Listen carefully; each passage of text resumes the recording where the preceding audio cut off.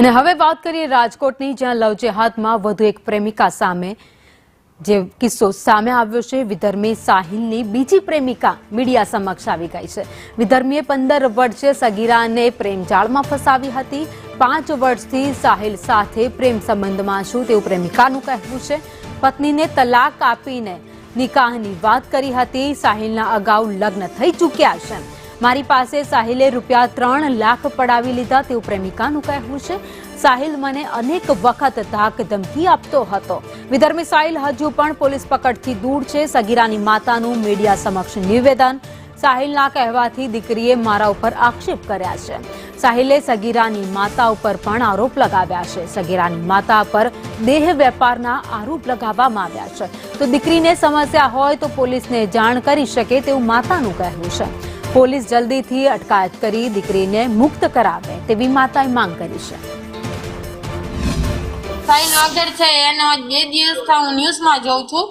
એ વ્યક્તિએ પેલા લગ્નની લાલચ દઈને મારા સાથે 5 વર્ષથી રહે છે અને આજે 14 વર્ષની છોકરીને લઈને ભાગી ગયા અને મારા ભેગું આવું એને ઘણી ફેરી કરેલું છે અને મને પણ આવી લાલચ દઈને મને પણ ભગાડી ગયા હતા એ। અને પછી મને આવી લાલચ દીધી કે મારી એક ઘરવાળી છે ને કે એની હારે છૂટું થઈ જશે તો હું તારી હારે મેરેજ કરી લઈશ। આજ 5 વર્ષથી મારા ભેગા રહેતા હતા અને આ જ્યારે ભાગ્યા ને એના આગલા દિવસે મારા સાથે હતા। મારી સાથે લગ્ન નથી થયા પણ એના ઓલરેડી લગ્ન થઈ ગયા છે ને 5 વર્ષના વાવરનો બાપ છે।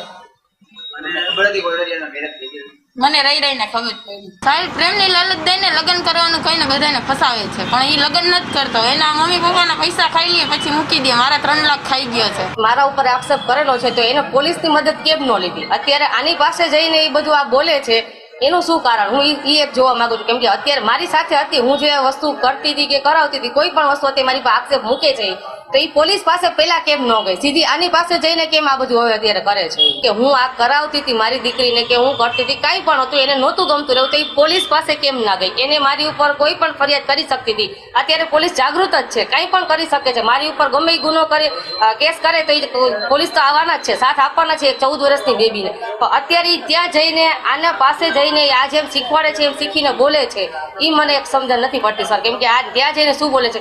એને મેં રાત્રે 1:30 વાગે મારીને કાઢી મૂકી હતી સર, તો મારી પાસે 8 વાગ્યાના CCTV ક્યાંથી આવ્યા?